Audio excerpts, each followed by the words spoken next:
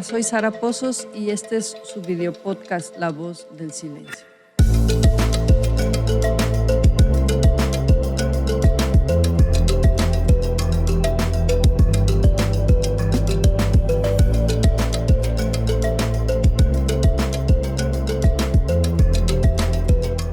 En el episodio pasado platicamos sobre la figura del gran jurado y su relación con el debido proceso.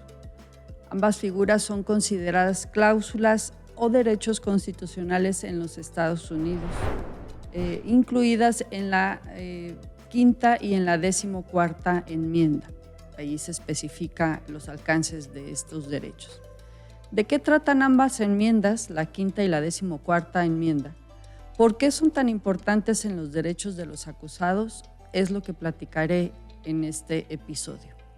Me da mucho gusto que sigan acompañándome en este tranvía llamado La Voz del Silencio.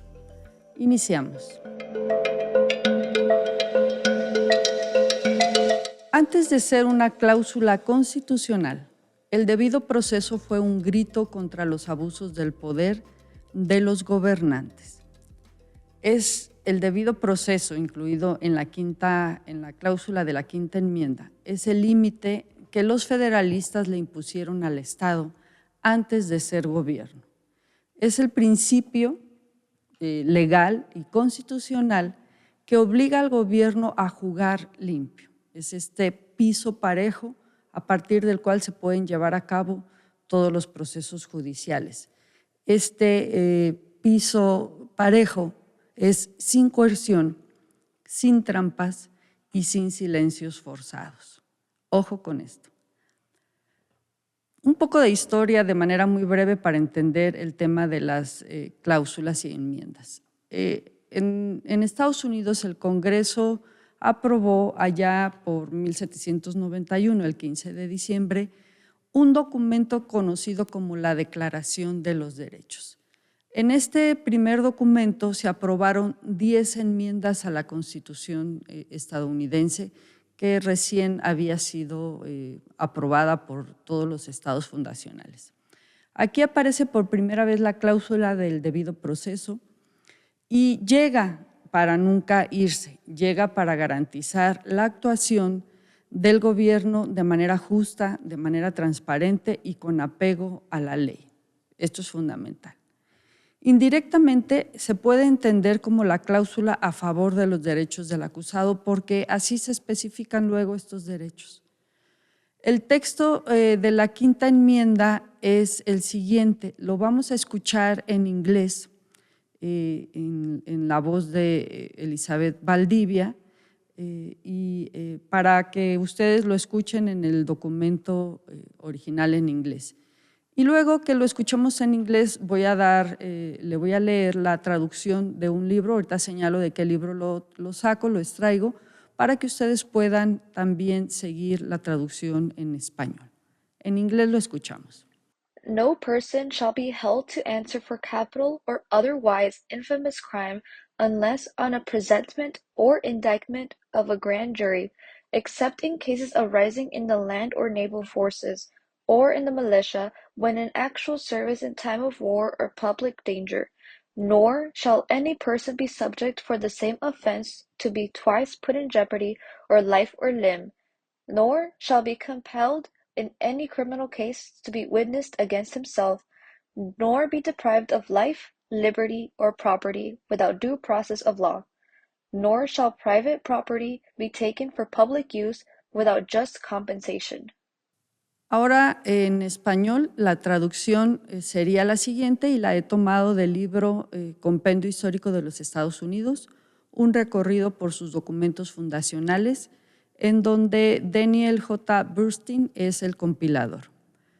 Cito: nadie estará obligado a responder de un delito castigado con la pena capital o con otra infamante si un gran jurado no lo denuncia o acusa, a excepción de los casos que se presenten en las fuerzas de mar o tierra o en la milicia nacional cuando se encuentre en servicio efectivo en tiempos de guerra o peligro de perder la vida o algún miembro con motivo del mismo delito. Tampoco se le obligará en ningún caso penal a testificar contra sí mismo ni se le privará de la vida, la libertad o la propiedad sin el debido proceso legal, ni se tomará propiedad privada para uso público sin una justa indemnización. Aquí aparecen dos temas fundamentales. El primero que hablamos en nuestro primer episodio, que es el gran jurado, y el segundo es el tema o el derecho al debido proceso. Posteriormente se lleva a cabo otra enmienda a la Constitución, la 14ª, y se vuelve a citar el texto casi íntegro, igual que en la 5ª enmienda, pero ahora se extiende para todos los estados de la Unión Americana. También cito el mismo libro que usé para la traducción.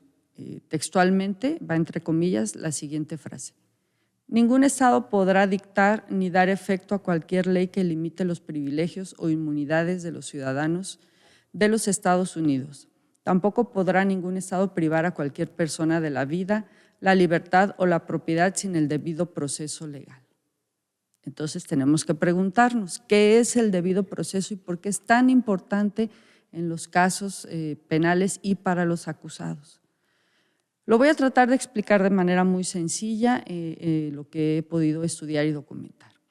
El debido proceso es la garantía de que el Estado no puede quitarte la libertad o la propiedad o ciertos derechos fundamentales sin seguir reglas justas y procedimientos correctos.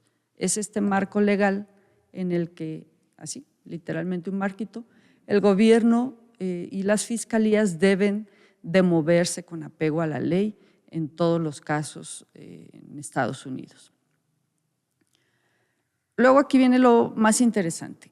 Hay dos dimensiones, llamémoslo así, del debido proceso. Una primera dimensión es el debido proceso procesal, que se refiere a estas garantías a favor del acusado y que necesariamente exigen la actuación correcta del gobierno, exige procedimientos justos, transparentes y con salvaguardas mínimas, este piso parejo, como hemos dicho. Son varios los derechos que allí se reconocen y que se implican en el debido proceso.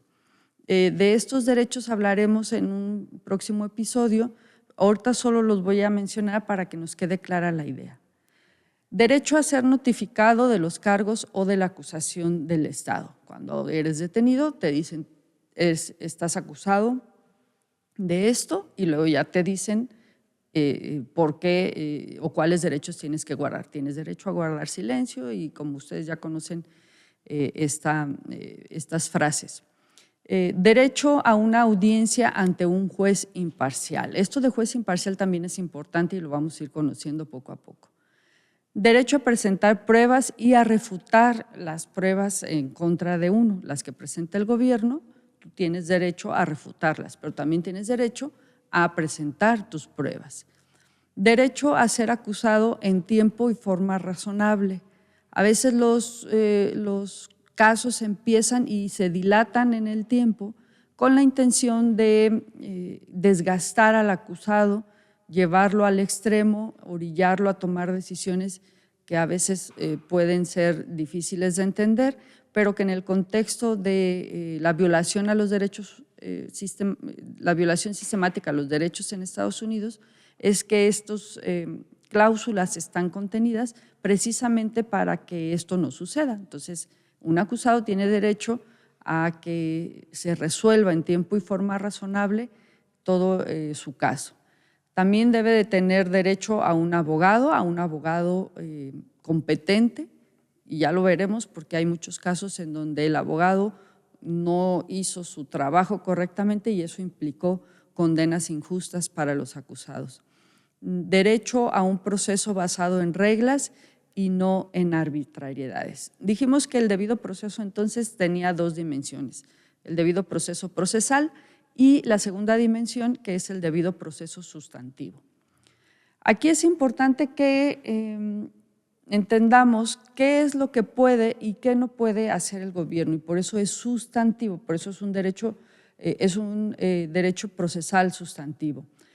Dicho de otra manera, son esos derechos que el gobierno no puede quitarles, incluso habiendo hecho un procedimiento impecable, limpio y apegado estrictamente a todo derecho. Entre otras cosas, específicamente en las enmiendas, en la cláusula que hemos citado, en la quinta enmienda y la 14ª enmienda, se establecen los derechos fundamentales de privacidad, eso no los puede tocar el gobierno, las decisiones familiares, por qué decides tal o cual acción, la crianza de los hijos, el matrimonio y esto que se conoce como la autonomía corporal. También el gobierno no puede de ninguna manera demeritar la libertad personal frente a acciones estatales invasivas, o sea, no puede entrar al domicilio sin una orden de por medio. Hay algunas excepciones, pero en general estas son las leyes y los derechos que te protegen. La protección contra leyes irracionales, arbitrarias o desproporcionadas es otro tema fundamental que conlleva o que están explícitamente en el debido proceso sustancial, en esta segunda dimensión. Obviamente este videopodcast no es una clase de historia jurídica, sino de análisis de lo que en teoría debería respetarse, pero que en la práctica no solo no se respeta, sino que se violenta dramática y sistemáticamente en un sistema penal tan imperfecto y deficiente como cualquier otro en el mundo. Así que, siguiendo la lógica que hemos estado trabajando aquí, me pregunto qué tanto se apega un fiscal a respetar la cláusula del debido proceso. ¿Realmente todos los fiscales y los jueces actúan conforme a derecho? ¿Realmente garantizan la presunción de inocencia? ¿Realmente permiten presentar pruebas a favor de un acusado, según vimos viendo los derechos en cualquiera de las dos dimensiones? Lo que he podido investigar me permiten afirmar que no. Lejos, muy lejos está la realidad de la teoría. Muy lejos está el respeto irrestricto al debido proceso en los Estados Unidos. Y te lo voy a demostrar de manera muy breve con dos casos recientes. El primer caso que vamos a tratar es Glossip versus Oklahoma de este año y el segundo caso es Andrew versus White, también de este año. El primer caso es desgarrador. Quiero contarte una de las historias más perturbadoras del sistema penal estadounidense contemporáneo. Es la historia de un hombre condenado a muerte, no por lo que hizo, ojo, sino por lo que el Estado permitió que se dijera en su contra. Este es el caso de Glossip versus Oklahoma, decidido por la Corte Suprema en 2025. Es un caso que revela cómo, cuando el debido proceso se rompe, una vida entera puede quedar atrapada en una maquinaria que ya no busca la verdad ni la justicia, simplemente una estadística. Richard Glossip fue sentenciado a muerte en 1997, acusado de conspirar para cometer un asesinato. Pero aquí viene lo interesante y lo inquietante. La pieza clave del caso era un testimonio de una sola persona, Justin Sneed, un testigo con un historial frágil, contradictorio y que estuvo, mientras fue testigo, bajo tratamiento psiquiátrico. Con los años, después de 1997, con los años se descubrió que Sneed mintió bajo juramento en aspectos fundamentales. Primero, ocultó haber recibido tratamiento psiquiátrico. Eso es fundamental. Luego, negó estar tomando litio, que ese era parte de su tratamiento, y además minimizó su propia participación en el crimen. Pero aquí viene lo más grave. La Fiscalía sabía, o por lo menos debería de haber sabido, que ese testimonio era falso y aún así permitió que se usara para condenar a Glossip a muerte. Como les decía, la Suprema Corte citó el precedente Napao versus Illinois, que establece una regla clara. El debido proceso se viola cuando el Estado permite que un testigo presente información falsa sin corregirla. Entonces, en 2025, la Suprema Corte concluyó exactamente eso. Remitiéndose a la jurisprudencia, consideró que la Fiscalía violó el debido proceso del acusado. consideró que el juicio no cumplió con los estándares constitucionales mínimos y consideró que la condena era insostenible. El resultado, la Corte anuló la condena y ordenó un nuevo juicio. Fíjense que aquí además es algo dramático.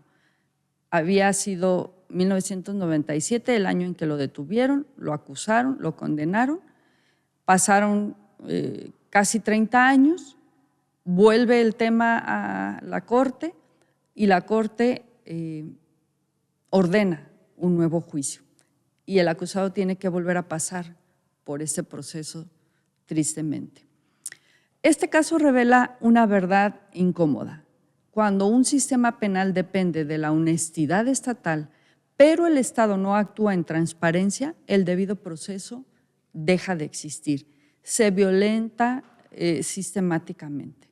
Glossip pasó décadas en el corredor de la muerte antes de que el sistema reconociera lo que siempre debió ver. Y por eso me pregunto, ¿cuántos casos como este no llegan nunca a la Suprema Corte y se pierde en la telaraña de un sistema penal estadounidense cada vez más alejado de lo legal y lo transparente? Como suelo decir, para muestra otro caso, y el siguiente caso es Andrew versus White en 2025. Esta historia tampoco es menos dolorosa. El siguiente caso nos muestra otra forma en la que el debido proceso puede romperse. Recuerden que estamos hablando de la quinta y la 14ª enmienda en donde se establece o reconoce la cláusula del debido proceso y los derechos que conlleva cada uno. El debido proceso puede romperse, en el caso que estamos citando, no por un testigo falso, sino por algo más sutil, pero igual de devastador. Un juicio convertido en un espectáculo moral en vez de un análisis legal. Este es el caso que mencionamos, que se decidió en la Corte Suprema en el año 2025. Brenda Andrew fue condenada en Oklahoma por asesinato y sentenciada a muerte. Durante su juicio ocurrió algo que alarmó a la Suprema Corte años después, cuando se llega a este estado en el caso. El Estado presentó evidencia profundamente prejuiciada sobre la vida personal de la acusada. La Fiscalía presentó temas de detalles sexuales, insinuaciones sobre su papel como madre, es decir, cuestionaron severamente si era una buena mujer y una buena madre. Además, se construyó una narrativa moralizante sin relación directa con los hechos del crimen. El juicio se transformó en un juicio sobre su carácter, no sobre la evidencia. Y un jurado, juzgando así, pues iba a juzgar sobre el carácter, no sobre la evidencia. Y eso es precisamente lo que la cláusula del debido proceso busca evitar. ¿Qué dice la Constitución al respecto? La Suprema Corte ha decidido de manera clara durante décadas el mismo tema o la misma afirmación. Un juicio penal viola el debido proceso cuando la evidencia presentada es tan injustamente prejuiciosa que le roba al acusado la posibilidad de un juicio fundamentalmente justo. Esto es clave porque hay juicios que se mediatizan y que la información vertida en los medios de comunicación, de eso vamos a hablar en uno de nuestros episodios, suele influir negativamente en las personas que pueden integrar o que pueden llegar a ser jurado. En este caso, en el 2025, el tribunal lo dijo claramente, así con letras mayúsculas. El Estado usó evidencia irrelevante. Esa evidencia influyó en el jurado. Por lo tanto, el juicio dejó de ser equitativo, vulnerando así lo que se conoce como el due process o la cláusula del debido proceso. La Corte falló contundentemente. Concluyó que la condena de Brenda Andrew debía revisarse porque el juicio estuvo contaminado por emociones, estereotipos y juicios morales. No importaba si el procedimiento, entre comillas, parecía correcto en el papel. La pregunta constitucional que se hizo la Suprema Corte fue otra. ¿Fue un juicio justo? No. La respuesta fue no. Este caso revela algo esencial en lo que venimos platicando y entendiendo. El debido proceso no es solo un conjunto de reglas, es una garantía de justicia real, o por lo menos así debería de ser. Cuando un jurado es alimentado con información diseñada para generar rechazo y no para demostrar culpabilidad, el proceso deja de ser un proceso justo y se convierte en un ritual de condena. Las consecuencias son terribles, se destruyen vidas y eso es lo que queremos nosotros entender en este programa.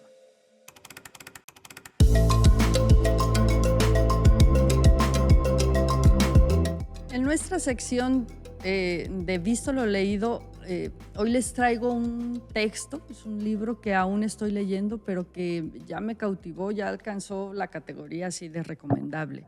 El libro se llama en español Excluidos, ¿por qué los inocentes no pueden salir de la cárcel?, de Daniel Medwill. Ahí vamos a poner las imágenes del libro, que lo pueden encontrar en internet. Medwill es un jurista que analiza el papel de las estrictas normas procesales del sistema penal, que a menudo mantienen a personas condenadas injustamente atrapadas ahí en prisión sin acceso a la justicia. Excluidos, analiza cómo las personas inocentes se quedan sin posibilidad de volver a los tribunales para demostrar su inocencia, incluso cuando existen pruebas contundentes de que se ha producido una condena injusta. Este libro expone los obstáculos legales que deben superar las personas condenadas injustamente, a la vez que ilustra el devastador impacto del encarcelamiento injusto en personas inocentes y sus seres queridos, ofreciendo un crudo retrato de cómo el sistema penal está fallando a los inocentes. Excluido es un libro que expone una verdad incómoda del sistema penal estadounidense. Ser inocente no siempre basta para salir de prisión o para evitarla.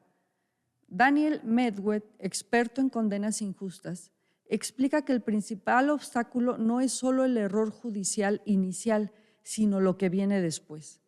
Una vez que alguien es condenado, aunque sea inocente, pero es condenado, el sistema está diseñado para proteger el veredicto, no para revisarlo. Medwill describe cómo funcionan esas barreras. Y aquí por eso estoy tan cautivada con este libro. Las apelaciones rara vez ayudan porque los tribunales suelen decir que los errores del juicio fueron irrelevantes, incluso cuando afectaron el resultado final. Otra de las razones es que las revisiones post-condena son casi imposibles porque las leyes limitan el uso de nueva evidencia, aunque sea decisiva como pruebas del ADN. Los jueces tienden a confiar en el juicio original, lo que hace que cualquier intento por reabrir un caso se enfrente a una muralla legal. Y cuando todo absolutamente falla, queda la clemencia, pero los gobernadores casi nunca la conceden por razones políticas. El mensaje del libro es claro: la exoneración en Estados Unidos no es un proceso de justicia, sino de resistencia. Quien logra salir lo hace a pesar del sistema, no gracias a él.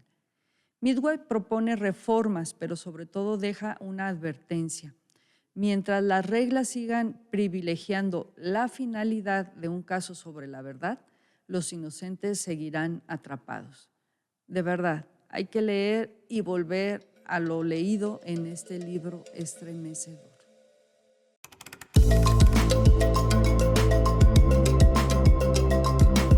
No se les olvide, el sistema penal en Estados Unidos lejos está de ser justo. Los dos casos que hoy platicamos no son excepciones aisladas. Solo un dato: desde 1989, más de 3.400 personas en Estados Unidos han sido exoneradas después de haber sido condenadas injustamente. En conjunto, pasaron más de 30.000 años en prisión por crímenes que no cometieron. Cuando el debido proceso falla, no es una falla técnica, es una vida arrancada del tiempo. Glossip y Andrew no son dos nombres, son un recordatorio de que la justicia puede equivocarse y que corregirla es una carrera contra el reloj. Porque como ya sabe, a mí me gusta sustentar mi dicho en investigaciones y datos de fuentes serias. Les cuento que el 60% de las exoneraciones en Estados Unidos incluyen al menos una violación al debido proceso, o puede ser testimonio falso, evidencia suprimida, coerción, identificación errónea o mala conducta de los fiscales. Y en casos de pena de muerte, 1 de cada 9 condenados termina demostrando su inocencia. 1 de cada 9. Y aunque fuera menos, pero 1 ya es significativo, es importante reconocerlo. Cuando el Estado se equivoca en un caso así, no hay forma de reparar el daño. Por eso, defender el debido proceso no es un tecnicismo, es un acto de humanidad. Esto fue La Voz del Silencio. Soy Sara Pozos y te invito a mirar de cerca cómo el sistema que promete justicia ha destruido la esperanza de toda una nación. Buenas tardes.